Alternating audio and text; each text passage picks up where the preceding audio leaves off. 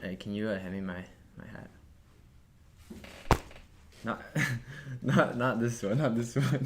Sorry, there we go. Ready? Oh man, I can't take myself seriously. What's up, guys? In this video today, we're actually going to be going over one of my Facebook ad accounts that basically we just started testing a general drop shipping store with a bunch of different products, and I'm going to kind of give you guys the layout of how we kind of structured those ads while we're testing them, what sort of like content material we use to test them, sort of like the results we were getting, just so that you guys kind of see the back end of, basically after spending like 5K and within the span of like 4 days testing a bunch of different products and a bunch of different ad sets under those products. Okay, so we're going to screen record that, kind of walk you guys through that sort of process, and then I'll see you guys. I don't know what I said I'll see you guys. We're gonna screen record the process. I'll kind of walk through everything like that, and then yeah, we'll just get to it. All right, guys. So right now we are in one of the ad accounts that we were using to test this particular store. Again, this is a general product store that we were running. Usually, I'm usually working with a lot more sort of like niche stores and whatnot, but this time I wanted to kind of use our sort of strategy, I guess, and apply it to a general store and just test a bunch of different products. Okay, so as you can see, again, this is the testing phase that we're going through. We were not expecting this to be profitable. It actually turned out to be a little bit profitable, which is obviously a good thing. But I'd say around the 5K that we spent, we made about, as you can see here at the very bottom, 8.2, and then our margins on these general products that we were selling were actually about anywhere between 8 and 12x the cost of goods price, and we were not using AliExpress. Okay, we were using a supplier that we used to work with on AliExpress, but we since developed a relationship with them, and now we just use Skype, and then they send us an invoice every single month, and we get discounts basically, so we don't actually have to sell it for the actual cost of goods that like AliExpress would list for. We get roughly, I'd say, like 10% discount on each product like that. Okay, so basically, as you can see on the campaign level of this, things were not like a lot of the campaigns that we were doing for the products we were testing weren't that profitable, which basically means that product and all the ads that we were selling, like we would consider that just like a product that we, with the content we're using and stuff, like can't scale, and then we move on to the products that we can or are looking promising. Okay, so you'll see that with the amount spent, a lot of these campaigns, again, the testing phase, so we weren't going for crazy profitability. We just wanted things that we could use to increase the budgets, increase ad spend when it showed promise. Okay. One more thing I wanted to add, guys. I just totally forgot after I recorded this video, but one of the reasons too that we didn't see as big of a ROAS as kind of we were expecting for this one, even though we were still profitable in the testing phase and it was just a testing campaign, we weren't using custom content. Again, for this general dropshipping store where you were either using still images or just videos that we could compile and use as ads. Okay, so I think that's also an important factor in terms of why for at least some of the ad sets they just did not perform, or they just didn't get the right results, whereas some others performed 10 times better than expected. Okay, so again, creative is becoming more and more important on Facebook as a platform in general, just because more and more buyers are actually hopping on, and it's an auction platform, right? So just whoever delivers the best results for their customers usually get put up front in terms of the auction. Okay, so creative and what the actual potential customers are seeing is super important to that, guys. So yeah, I just wanted to add that in as a quick little stipulation, just because I forgot to say it. All right, onto the video. So basically, what shows promise, right? We're gonna go into the ad sets, and I'm trying to break down basically how we structure each ad set and sort of like what we use, like, oh, how do we target things? How do we, decide when to kill the ads, etc. Right? So again, I apologize if I'm stammering. It is 2 in the morning, and I have a flight to Bali in like 6 hours. So trying to get this video in for you guys before like a 20-hour mission, but basically, guys, each campaign is a different product that we're testing, okay? And in that campaign, right, there's a bunch of different ad sets. So again, let's just click this campaign, for instance, right? Or let's do one that spent a little bit more money, so this one, okay?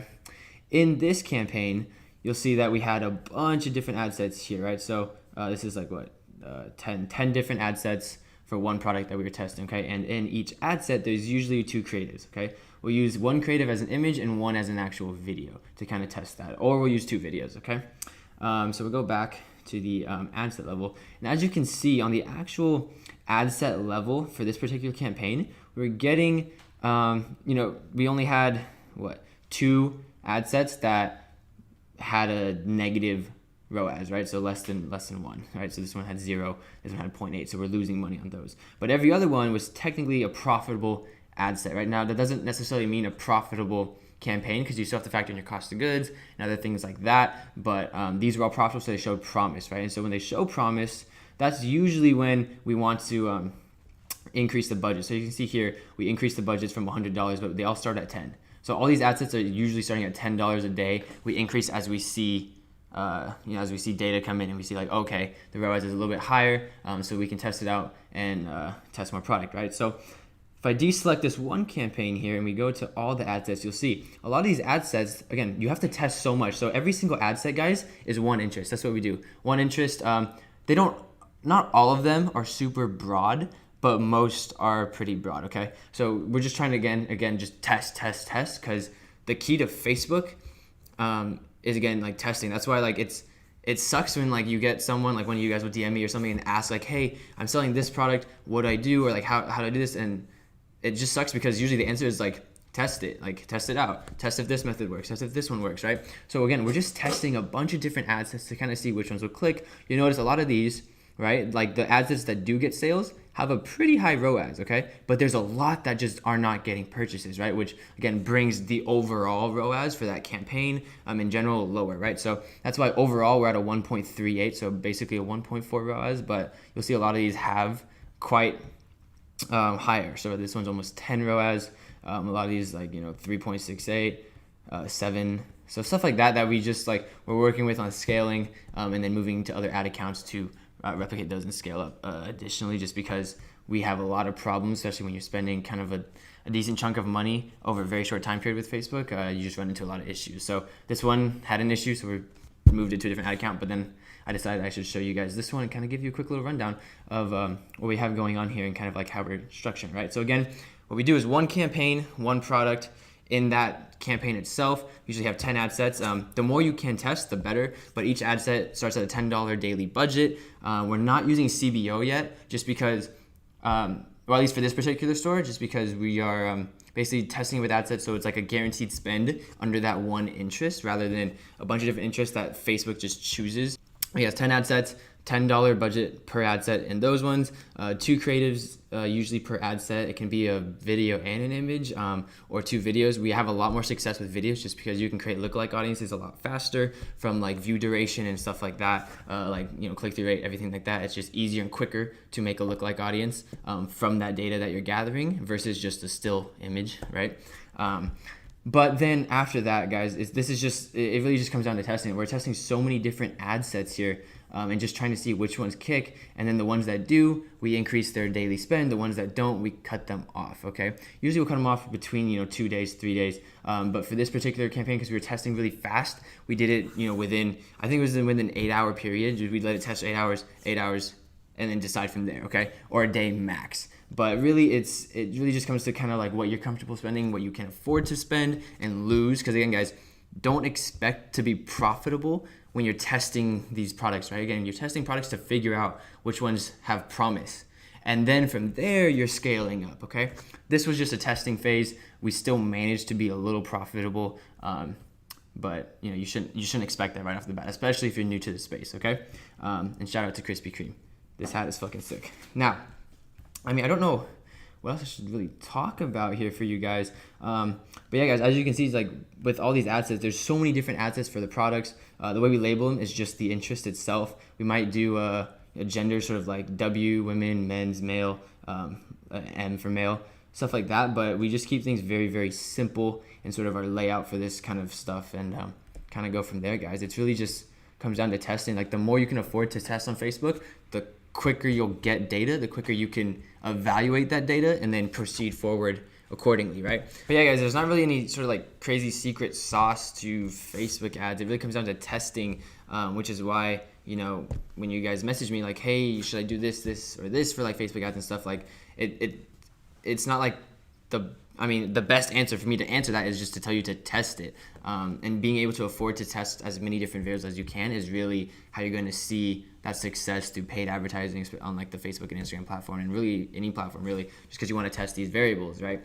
So it's kind of a good thing having like OCD, where you just kind of have to test everything and your head goes kind of crazy, where it's like, you should have tested that. But yeah, guys, basically, also I want to answer why we don't really use the CBO, campaign budget optimization, for this particular store. And really it just comes down to like, we want to make sure that Facebook is spending the allocated money per each ad set, so we can actually get data on that particular interest, because we're doing one interest per ad set, and just because we don't want Facebook to kind of choose where to allocate money, just because we've seen it can kind of be messy at times, and it's just not a super easy way to test a bunch of interest right away, when you're trying to start off with cold data, because again, cold traffic, cold data, all that kind of stuff is usually the most expensive piece of data that you're going to be purchasing, rather than like retargeting and lookalike audience and stuff like that, where you can get cheaper conversions, right? But cold data is usually the most expensive, and we want to make sure that Facebook is pushing money into all these different interests, so we can get that cold data quicker and, you know, more spread out across the board. Okay,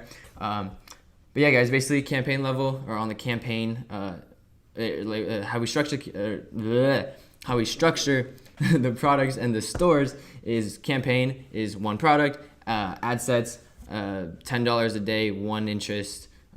We usually stick to like the top 5 countries. I'll show you guys this one real quick. If I click edit, so as you guys can see, this one $10 budget. We just use sort of like the bigger countries. We're not doing worldwide for these or anything. Again, everything stays broad. Age range, don't touch it. Gender, don't touch it. Interest, just one interest, okay? That's really how we're structuring it, and we're just testing like as many things as you can, right? If you can afford to test 100 different ad sets at times a day, like, you should. I wouldn't really recommend that, especially if you're a beginner. As you can see, for these ones, we're usually doing 10 ad sets per product, okay? So that's a good kind of range to start off with, right? And then in each ad set, 2 creatives.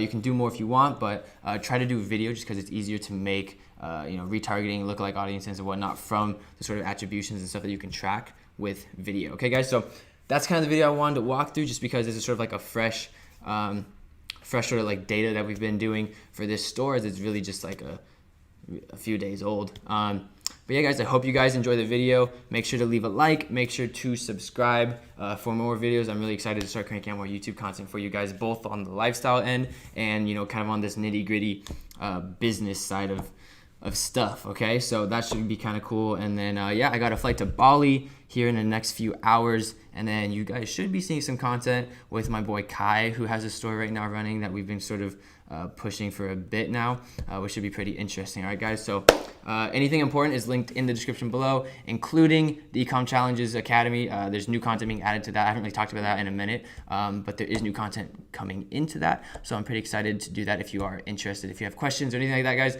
make sure to DM me on Instagram, or if you go to the landing page, you can literally schedule a call with my team to answer any question you guys have. If you're already struggling and stuff, you can just schedule a call so we can try and help you out. All right, so see you guys in the next video. I'll be in Bali, and yeah, hope this is helpful. Make sure to leave a like and subscribe. See you guys.